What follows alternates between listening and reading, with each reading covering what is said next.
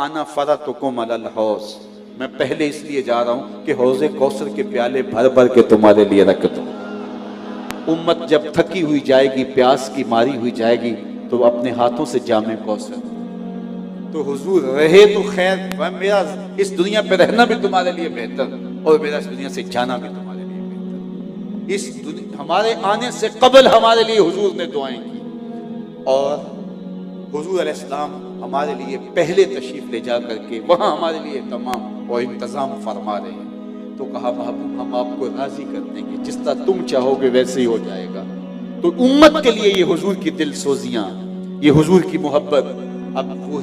वही अक्स आप सैयदा सलामुल्लाह अलैहा के पाकीज़ा वजूद में देखते हैं कि सजदे में सर रख करके उम्मत की बख्शिश की दुआएं मांगती, उम्मत की नजात की दुआएं मांगती। आज सैयदा फातिमा तो ज़हरा सलामुल्लाह अलैहा की सीरत पर मुनअक़िदा इस सालाना ख़त्म पाक की मजलिस में, जिसमें बिलाशुबा हज़ारों लोग इस मस्जिद के अतराफ में, जनाज़गाह में और जो है वो हॉल और दीगर जगहों पर जितने लोग और सड़कों पर मौजूद है, जो मंजर में गुजरते हुए देख के आया हूँ और जो बताया जा रहा है, आज की इस मजलिस में सैयदा सलामुल्लाह अलैहा की रूह को खिराज पेश करने के लिए ये सारे अज़्म करें कि हम हुजूर की उम्मत बनने की कोशिश करेंगे, हकीकी माना में जो उम्मत है और जो उम्मत रसूल सल्लल्लाहु अलैहि वसल्लम है, उसके लिए हमारे दिल के अंदर नरमी, गदास और मोहब्बत का जौहर जो है वो इस तरह परवरिश पाता रहेगा कि एक उम्मत मुस्लिमा का फर्द दुनिया के किसी कोने के अंदर भी दुख में मुब्तला हो तो उसकी कसक हम महसूस करेंगे। अखुव्वत इसको कहते हैं, चुभे कांटा जो काबिल में, तो दिल्ली का हर पीरो जवां बेताब हो जाए। इकबाल ने तो वो आंख की मिसाल दी है ना, मुब्तलाए दर्द हो कोई उज़व रोती है आंख, किस कदर हम दर्द सारे जिस्म की होती है आंख। जिस्म के किसी भी हिस्से को तकलीफ हो तो आंख आंसू टपकाती है। तो हम पूरी उम्मत के लिए, मेरे हुजूर ने उम्मत को एक दीवार की मानद करार दिया, जिसकी जो है वो ईंटें एक दूसरे के साथ पैवस्त हैं, और या हुजूर ने जिस्म की मानद करार दिया और फरमाया कि जिस तरह जिस्म के किसी उज़व को तकलीफ पहुंचे और पूरा जिस्म बुखार में मुब्तला हो जाता है, तो उम्मत जहां भी कट रही हो, लुट रही हो, काश के हम फिरका परस्ती के आज़ार से निकल करके और जोग्राफियाई तकसीमात से निकल करके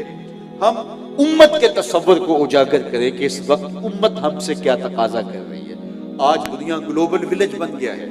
और पूरा कुफर मिल्लत वाहिदा की सूरत के अंदर हमारे सामने है। वो एक दूसरे के मफादात के लिए खड़े होते हैं, एक दूसरे के मफाद के लिए लड़ते हैं,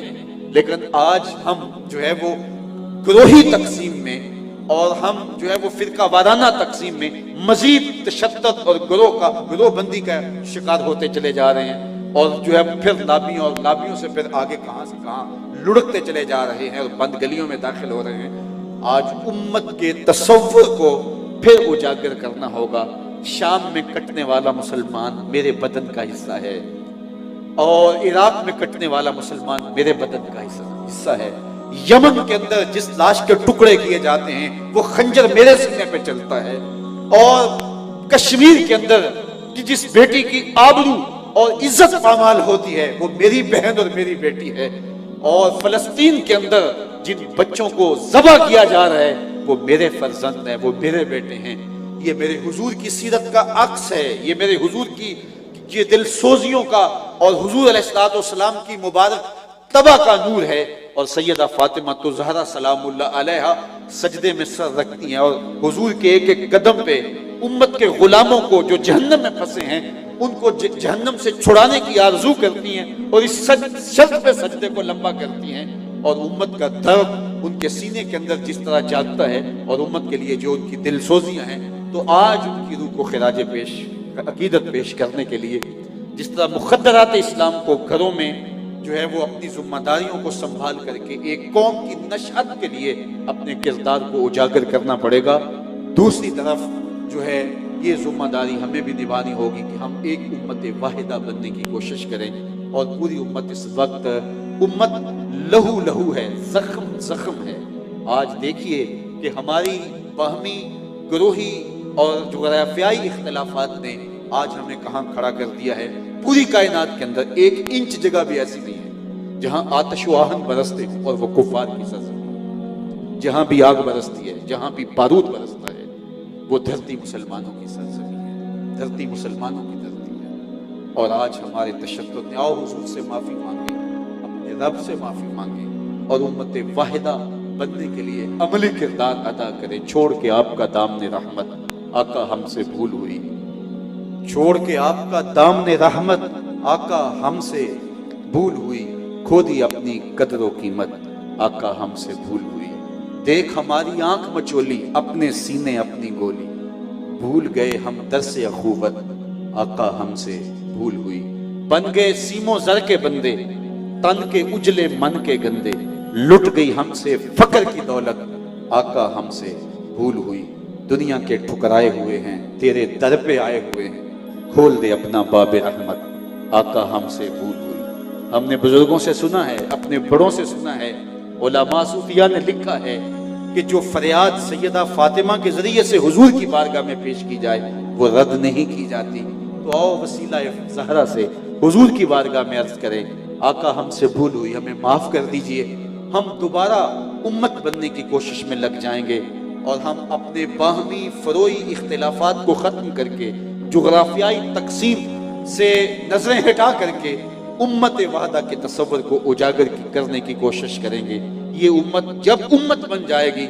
और खिलाफत इस्लामिया का जब एहया हो जाएगा तो फिर वो वक्त दूर नहीं है कि उम्मत मुस्लिमा फिर अपने पाँव पे खड़ी होगी और कोई मैली आंख से किसी मुस्लिम जो है वो फर्द को नहीं देख सकेगा, किसी औरत की आबरू की तरफ कोई नजर उठा के नहीं देख सकेगा। जब हम खिलाफत के नूर से माला माल थे और जब वहदत के उजाले जो है वो हमें रोशनियां देते थे और जीने के रास्ते दिखाते थे, तो उस वक्त अगर एक बेटी भी मदद के लिए पुकारती थी तो दैबल के साहल पे हमारे काफिले पहुंचते थे और मोहम्मद बिन कासिम जो है वो मदद को पहुंचता था। और आज कितनी बेटियां अगियार के नरगों में सिसक रही हैं, कोई उनकी फरियाद को पहुंचने वाला नहीं। मैंने फलस्तीन की बच्चियों की एक तस्वीर देखी थी माजी में कि वो साहल के किनारे पे खड़े होकर के पाकिस्तान की तरफ मुंह करके झंडे लहरा के पाकिस्तान को आवाजें दे रही हैं। लेकिन आज कोई मोहम्मद बिन कासिम, कोई सलाहुद्दीन अयूबी, कोई नूरुद्दीन जंगी नहीं, कोई आखे वारिस शाह नू अज कबरां विचों बोल, कोई आखे वारिस शाह नू अज कबरां विचों बोल, अज किताबे इश्क दा कोई अगला वर्का बोल। एक रोई सी धी पंजाब दी तू लिख लिख मारे वैन, अज लखां दियां देस दियां वारिस शाह तेनू कहण। अज दीन नबी दा वांग यतीमां ते घर घर धक्के खावे, कित्थों लब्बा उमर बहादुर जेड़ा रोंदे नू गल लावे। तो आओ सबसे पहले माफी मांगे, अपने गुनाहों की माफी मांगे, हुजूर से माजरत करें कि हमने उम्मत शिकनी का जुर्म किया, हमने उम्मत शिकनी का जुर्म किया और आज हमारे ऊपर ये हालात आए।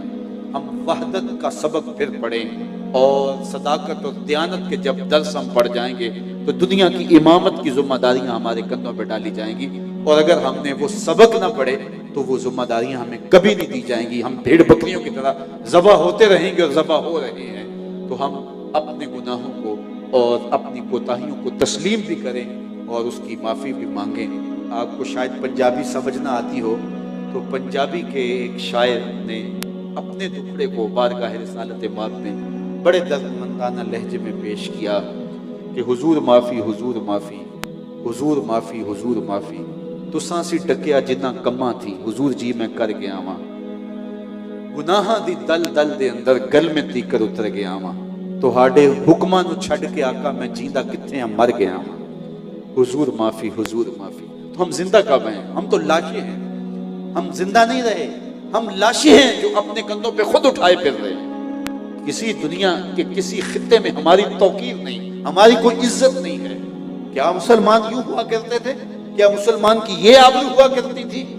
तो जब हम अपने असलाफ से रिश्ता तोड़ लेंगे और उनकी तालीमात से रुख मोड़ लेंगे तो फिर वही होगा जो हमारे साथ हो रहा है। तो आइए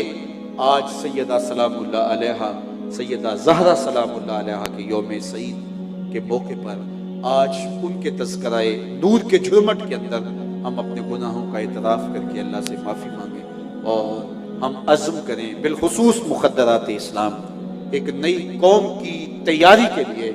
एक जद्दोजहद का आगाज़ करें, एक कदो कावश अमल में लाएं और घरों में सिमट के अपनी नस्ल, उसके जो अमानत दी गई है औलाद की शक्ल के अंदर, ये उसका माँ की गोद ही पहला मदरसा है। तो इस दर्सगाह की जो तालीम है वो खूबसूरत होनी चाहिए, क्योंकि माँ जब सिखाती है, जो माँ तालीम दे सकती है वो किसी और दर्सगाह से नहीं मिलती। इकबाल का एक लहजा देखिए कितना दिल आवेज है, ये फैजान नजर था या कि मकतब की करामत थी, सिखाए किसने इस्माइल को आदाब फर्जंद।